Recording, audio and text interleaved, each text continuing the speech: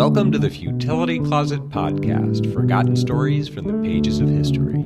Visit us online to sample more than 10,000 quirky curiosities, from a hat expedient to an unusable slate.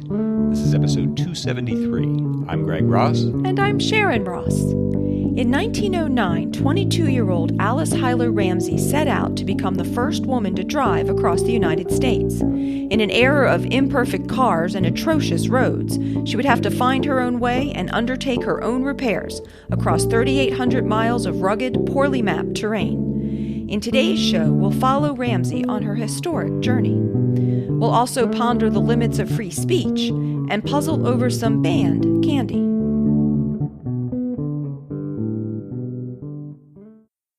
In 1909, horseless carriages were becoming popular in the United States, but they were still very rare. In a nation of 80 million people, only 155,000 owned cars. The nation's manufacturers wanted to appeal to new drivers, and one promising group was women. Up to this point, it had been assumed that men would do all the driving. Women were thought to be incapable of driving even around the block. One doctor at the time wrote that, quote, a speed of 15 or 20 miles an hour in a motor car causes women acute mental suffering, nervous excitement, and circulatory disturbances, extending into the night and causing insomnia. One new customer who completely exploded that prejudice was 22-year-old Alice Huyler Ramsey. The daughter of a steam launch captain who had encouraged her interest in machines, she'd left Vassar after 2 years to marry a New Jersey attorney, John Rathbone Ramsey, whom she called Bone. After a scare in which a passing auto had spooked her horse, Bone had decided she'd be safer with an automobile of her own and bought her a red Maxwell Roadster. She learned to drive in 2 lessons, and during her first summer behind the wheel, she covered 6,000 miles, mostly around New Jersey. After 6 months, she entered a 150-mile endurance run the length of Long Island and got a perfect score. There she was approached by Carl Kelsey, the sales manager of the Maxwell Briscoe Automobile Company. He said, "I think you're the greatest natural woman driver I've yet seen," and he offered to sponsor her on a trip across the country from New York to San Francisco. She later said she was flabbergasted. She wrote, "I was numb all over. He might as well have said I would fly to the moon the following week." He explained what he had in mind. The Maxwell Briscoe Company would provide the automobile and pay the expenses, and it would instruct its agents along the way to keep tires, gas, and spare parts on hand for her.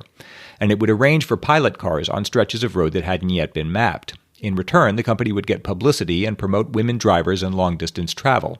If she succeeded, Ramsey would become the first woman to drive across the United States from coast to coast. She wrote, "This was a challenge if I ever had one. It sounded like a magnificent adventure, and I liked it." It's often said that it was Ramsey's husband who suggested that his 2 sisters, Nettie and Maggie, go along on the trip. But in fact, the 3 of them were already planning this on the way back from Long Island. Nettie asked Alice if she wanted to do it, and she said, "Why not? If Bone wouldn't object to my going. It's been done by men, and as long as they have been able to accomplish it, why shouldn't I?" Bone supported her, and she set about preparing. Planning well was essential. She wrote later, "There were few garages, and one had to be able to do many things oneself to keep going. No self-starters, no electric lights, no mechanics within reach. And don't run out of gas or you walk many miles." For help with the car, she invited her regular mechanician, 19-year-old Hermina Jans, to join them, making a foursome. They started on June 9, 1909, at the Maxwell Company sales room at 1930 Broadway, across from the current site of Lincoln Center. It was pouring rain, but a crowd of newspapermen, photographers, friends, and spectators gathered around them. People asked, "Where are your guns?" and "Don't you have any pillows?" Someone from the Hackensack Elks Lodge pressed a bouquet of pink carnations into her hands. She bore this as long as she could, then cranked the engine to life, kissed her husband goodbye, waved to the throng, and set off. The first day's driving went well. They covered 76 miles, stopping for hot chocolate in Terrytown and roast beef sandwiches near Sing Sing. They were driving a forest green Maxwell DA 5-passenger touring car that the company had fitted with a 20-gallon fuel tank, some extra tires, and a picnic hamper. In the rain, they slipped all morning on the road and at one point almost ran into a bridge support. Tires in those days were built with a canvas foundation, and the surface exposed to the road was entirely smooth, so on wet clay it was easy to slide into a ditch. But they arrived safely in Albany, where they met their advance man, J.D. Murphy, the automobile editor of the Boston Herald. He would keep ahead of them, traveling by train to each new city and arranging for hotel accommodations, supplies, and publicity. He also published daily newspaper dispatches so that readers could follow their progress. As they passed on toward Buffalo, the rain began to lessen, and they reached Amsterdam that night, having covered slightly more than 100 miles. The biggest challenge in crossing the United States in 1909 was the roads themselves, which were in terrible shape. Of the 3,800 miles they hoped to cross, only 152 were paved, and the rest varied from gravel and sand to cow paths and dry riverbeds. Numbered highways didn't yet exist, so to cross a long distance you had to pick your way through a network of local roads. East of the Mississippi, they could follow the so-called Blue Book, a publication that listed the distances between towns and gave printed directions explaining where to turn.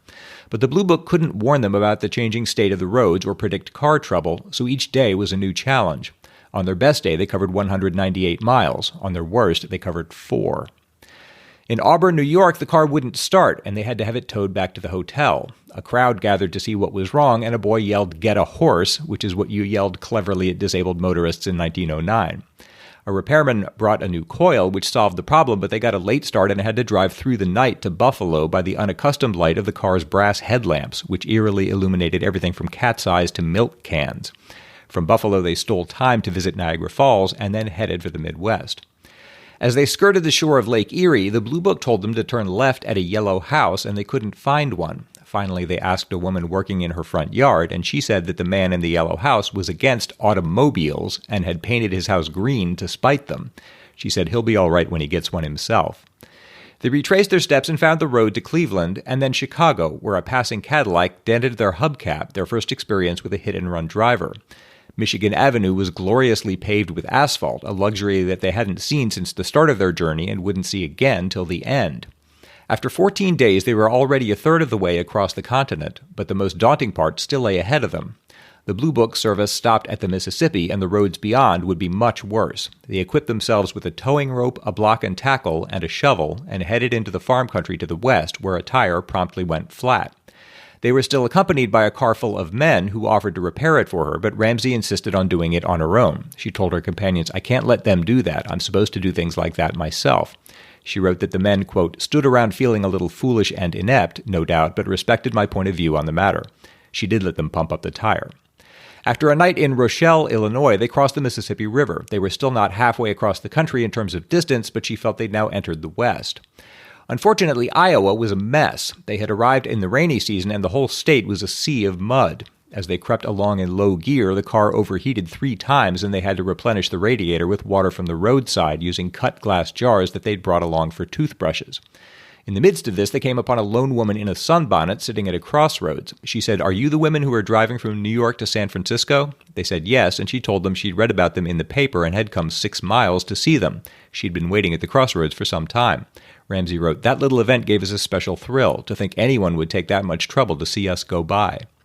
But in Boone, they received the depressing news that the roads would remain muddy for another 100 miles. The locals suggested just putting the Maxwell on a flat car and shipping it to Omaha by rail. But Ramsey decided that this would be cheating. She said, "I'll drive every inch of the way if it kills me." After some discussion, though, she put her 3 companions aboard the train, along with their luggage and 2 spare springs in order to lighten the load. J.D. Murphy rode along with her. As they toiled westward, the land grew more hilly. They were congratulating themselves on finally rising above the mud when they arrived at the alarmingly named Danger Hill, which cars had to climb in reverse gear because early automobiles had no fuel pumps. The gas was fed to the carburetor by gravity. Going up the steep slope backward was precarious, but Ramsey managed it so well that she was even able to tow another car over the top.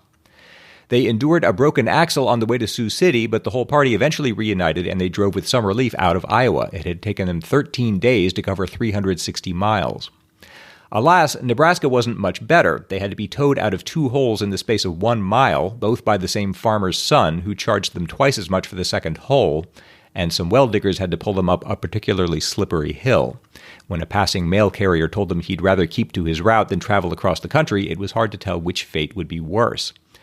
Throughout all this, Ramsey applied her skill and resourcefulness to keeping them going, cleaning spark plugs, adjusting the magneto, and repairing the brake pedal. At one point, when the linkage between the engine and the accelerator lost a bolt, she replaced it with a hairpin until they could find a replacement.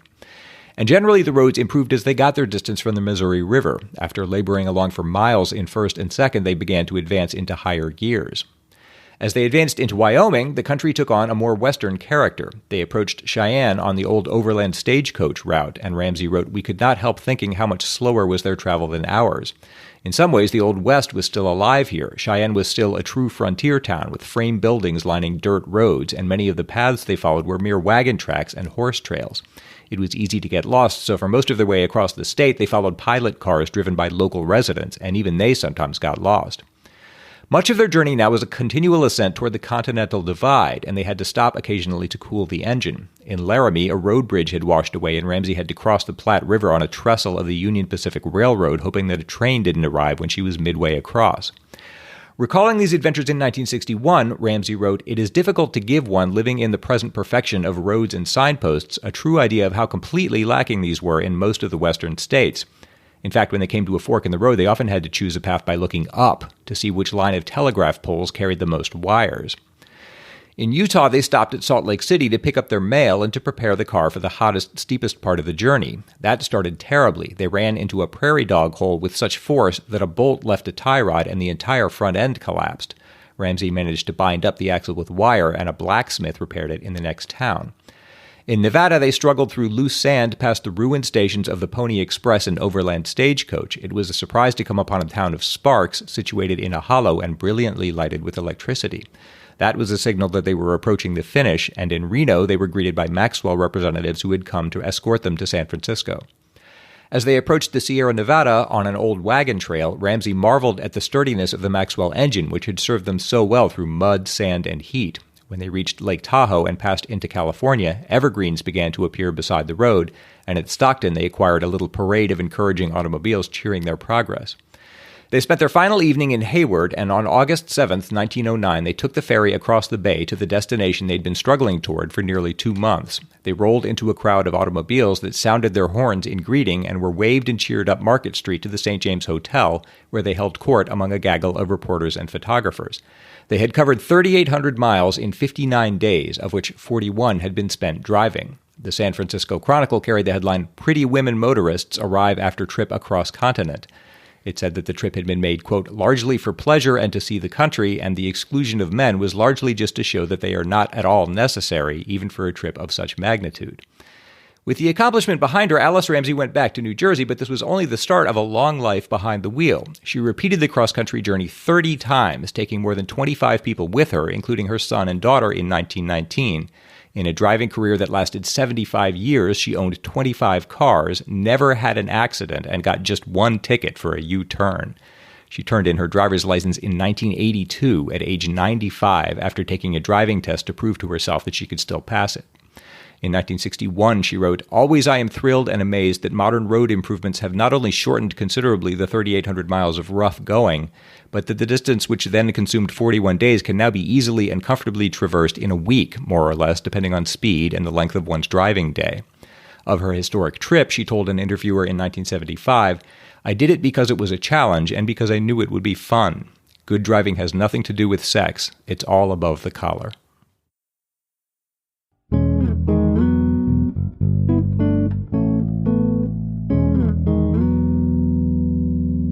The main story in episode 267 was about the Murchison murders, where Australian workers appeared to have been killed in a manner very similar to that described in a crime novel.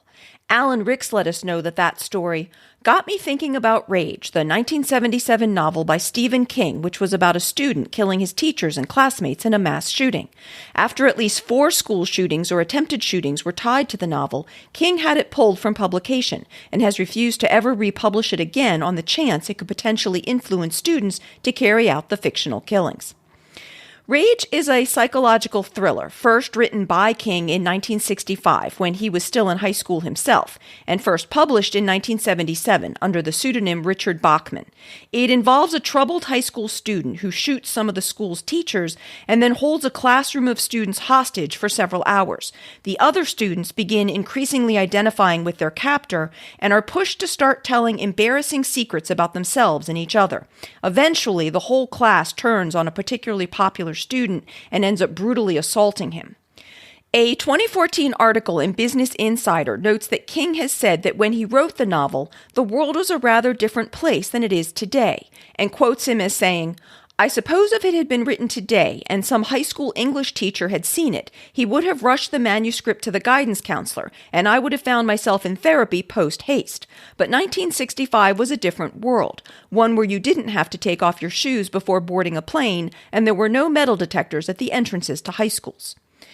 Perhaps it seemed more unthinkable in the 1960s and 70s that a teenager would actually behave like Rage's main character did, but starting in 1988, there were several incidents that occurred over the next 9 years where students did appear to be inspired by the book to either hold classmates hostage and or open fire on students or teachers.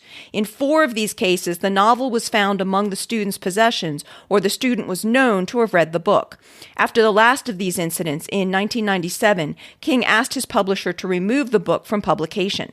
Business Insider reports that King has said that he didn't consider Rage to be great literature, given how young he was when he wrote it, but that he did think it was an honest portrayal of some of the emotions and horrors that students, including King himself, experience in high school. And he said, the book told unpleasant truths. In a 1999 speech that King gave at the Vermont Library Conference, he said with regard to the book, I remember high school as a time of misery and resentment. And he likened it to an Iroquois trial of manhood, where naked young men have to run through a gauntlet of older men who would swing clubs and jab at them with the butt end of spears. He said, in high school, the goal is graduation day instead of a manhood feather, and the weapons are replaced by insults, slights, and epithets. But I imagine the feelings are about the same.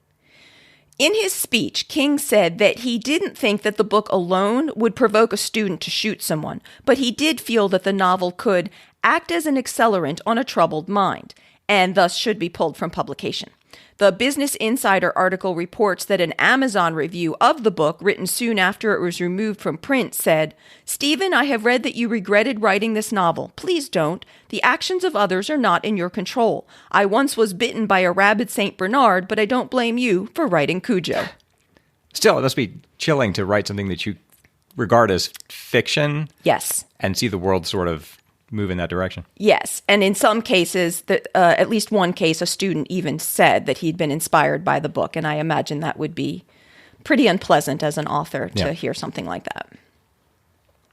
So while no one seemed to be directly blaming King for having written Rage, Dan Fingerman let us know about a case where a book was successfully blamed for subsequent crimes by a reader named James Perry. Dan wrote, Hi, Greg, Sharon, and Sasha. Episode 267 on the Murchison murders reminds me of a set of murders in the United States that were allegedly based on the book Hitman, a technical manual for independent contractors. The case of Rice v. Paladin Enterprises is taught in many law school First Amendment courses. For non-U.S. listeners, the First Amendment to the U.S. Constitution protects the rights of free speech and free press. Hitman was originally written as a crime novel, but the format was changed later to an instruction manual. The author was a housewife who reportedly had no domain knowledge and based her book on information from movies and mystery novels. Predictably, murders were committed that were similar to the book's instructions. Less predictably, the publisher was successfully sued by victims' families for aiding and abetting the murders. In Rice v. Paladin Enterprises, the court ruled that Hitman was not protected by the First Amendment, so the publisher could be held liable for the murders in a wrongful death suit. The court wrote, A jury likewise could reasonably find that Perry was encouraged in his murderous acts by Paladin's book. Hitman does not merely detail how to commit murder and murder for hire. Through powerful prose in the second person and imperative voice, it encourages its readers in their specific acts of murder. It reassures those contemplating the crime that they may proceed with their plans without fear of either personal failure or punishment. And at every point where the would-be murderer might yield to either reason or to reservations, Hitman emboldens the killer, confirming not only that he should proceed, but that he must proceed if he is to establish his manhood. The book is so effectively written that its protagonist seems actually to be present at the planning, commission, and cover-up of the murders the book inspires. So this was a rather interesting case, and thank you, Dan, for sending a link to the court opinion on it, as I don't know if I would have found that on my own. Hitman, a technical manual for independent contractors, was written by an author with the pseudonym Rex Ferrell and published in 1983 by Paladin Press, a mail-order publishing company. According to the Washington Post, an ad for the book in Paladin's catalog read, Rex Ferrell kills for hire. Some consider him a criminal. Others think him a hero. In truth, he is a lethal weapon aimed at those he hunts. The book is written as a detailed how-to manual for contract killing by an experienced assassin and describes itself as an instruction book on murder. Apparently, it was actually written by a mother of 2 children who had intended it to be a crime novel, but was asked by Paladin Press to change the format to be more in line with the publisher's other nonfiction books on topics such as weapons, military tactics, self-defense, and survivalism. The Washington Post quotes a letter written by the author where she states that she got her ideas for the book from books, television, movies, newspapers, police officers, my karate instructor, and a good friend who is an attorney. The book really does give explicit step-by-step instructions on how to arrange for a contract to kill someone, and then how exactly to commit the crime and get away with it. It tells you, for example, what kind of gloves to use and how best to use them. It offers advice about different potential weapons, such as what type of knife to use and how to use it most effectively, or how to build a silencer for a gun and how to remove the gun's serial number. It directs you to steal an out-of-state license plate and affix that to a rental car to use during the crime, and there are gruesome instructions on different ways to dispose of a corpse. There is even advice on how you will feel afterward and warnings about learning to control your ego so you don't end up being tempted to brag about what you've done. The instructions are quite specific and detailed, such as to test your guns and ammunition, set up a sheet of 1/4-inch plywood at distances of 2 to 7 yards maximum for your pistol and 20 to 60 yards maximum for your rifle. Check for penetration of bullets at each range. 1/4-inch plywood is only a little stronger than the human skull. In 1993, a mother, her disabled 8-year-old son, and the son's nurse were murdered in Silver Spring, Maryland, and police traced the crime to the woman's ex-husband, who would stand to inherit the $2 million that his son had received as a settlement for his injuries. The father had hired Perry to commit the murders, and when police searched Perry's home, they found the copy of Hitman that he had ordered from Paladin Press, and it was pretty clear that Perry had followed many of the instructions laid out in the book. Both the father and Perry eventually received life sentences for the murders, but the victims' families also filed a wrongful death suit against Paladin Press for aiding and abetting Perry. The publisher's defense was that the First Amendment acted as a bar to the plaintiff's claims. A district court found for the publisher, saying that the First Amendment did entitle Paladin Press to immunity, as Hitman taught murder but did not incite or encourage it. However, in 1997, the Fourth Circuit Court of Appeals reversed that decision, stating that actually preparing people for committing crimes is not protected speech. This case marked the first time that a U.S. book publisher had been held liable for a crime committed by a reader, and the verdict allowed a court case against Paladin to proceed. When the Supreme Court declined to consider an appeal for Paladin, the publisher's insurance company decided that it didn't want to risk the scheduled jury trial, and in 1999, Paladin Press ended up agreeing to a multi-million-dollar settlement and to cease publication of the book. This case was seen as potentially having a lot of implications for some First Amendment protections. A number of publishers signed a brief in support of Paladin Press early in the case, concerned that if Hitman was not considered to be protected speech, then that could open the door to lawsuits for a lot of other content, including memoirs, novels, music, and movies. However, unlike many other crime novels or violent movies, Hitman wasn't marketed as entertainment. Marketing for the book included wording such as, "Ferrell reveals how to get in, do the job, and get out without getting caught." Howard Siegel, the plaintiff's attorney, was quoted in the Post as saying, "It's not a book, it's a recipe. Just like a recipe for cookies, the author intends that you follow the recipe and make the cookies. When you give a recipe for murder and you market and advertise that's what you're doing, then that information is being used exactly as the author intended and the publisher intended."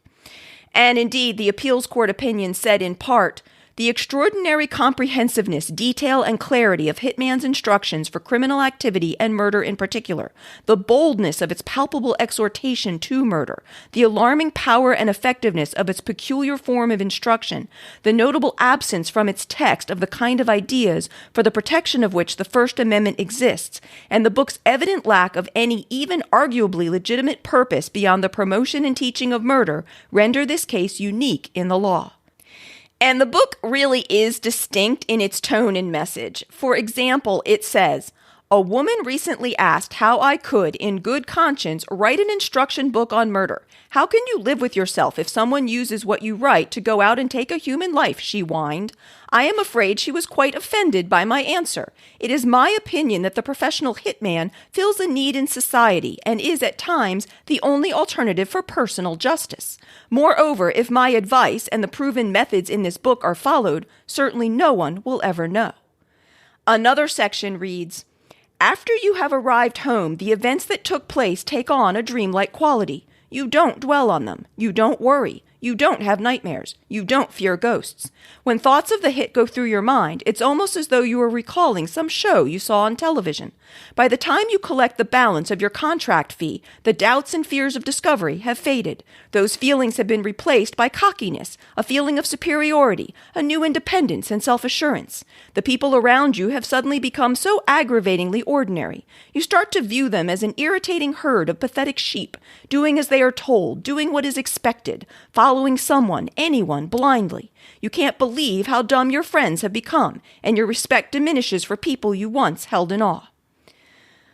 Another aspect of the case that increased its uniqueness was that Paladin Press seemed to feel that their strongest defense would lie in First Amendment protections, and for the purposes of receiving a summary judgment on whether the amendment did shield them from this kind of liability, the publisher had actually stipulated that they indeed had aided and abetted Perry in his murders, and that, in marketing the book, they intended to attract and assist criminals and would-be criminals who desire information and instructions on how to commit crimes, and that they knew that Hitman would be used upon receipt by criminals and would-be criminals to plan and execute the crime of murder for hire.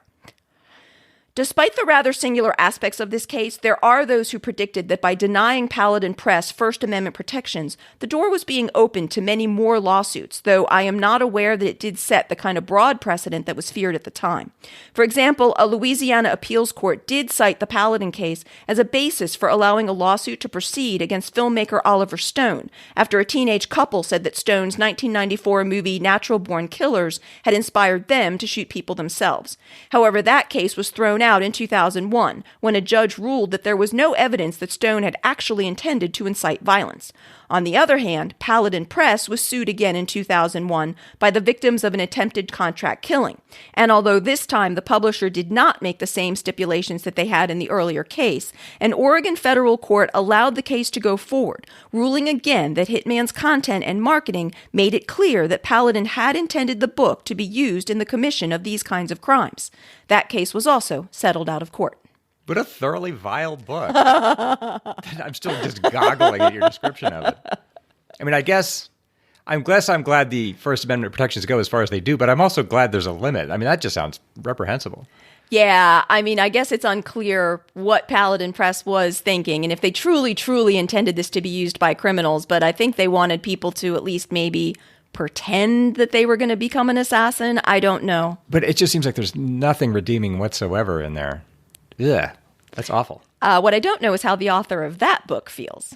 And one last footnote that I'll add on the Paladin Press case comes from the Washington Post's 1998 article on the original suit against the publisher, which said, Hitman was never a big seller, but the family's lawsuit has helped. After the case was filed in 1996, sales quadrupled to 4,000 copies a year. Wow. Yeah.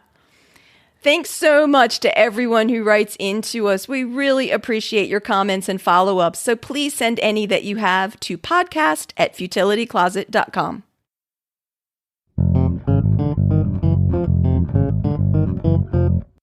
It's my turn to try to solve a lateral thinking puzzle. Greg is going to give me a strange-sounding situation, and I have to work out what's going on, asking yes or no questions.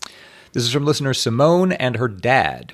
In the contract rider for their 1982 World Tour, the rock band Van Halen included a provision that required each venue to provide, quote, M&Ms, warning, absolutely no brown ones. Rumor had it that this gave them the legal excuse to cancel a show without notice and even to trash the venue. But there was a sensible reason for the no brown M&Ms rule. What was it? Was it the case that there were brown M&Ms, weren't there? Because I was going to say, if there were no brown M&Ms, then they would know they were like counterfeit candy or something. No, that wasn't it. There were brown M&Ms. But there was a sensible reason that Van Halen wanted no brown M&Ms. Yes. Do brown M&Ms look like something else? No. Is there something about like the dye that's used? Somebody was allergic to the dye that's used to make a brown M&M? No.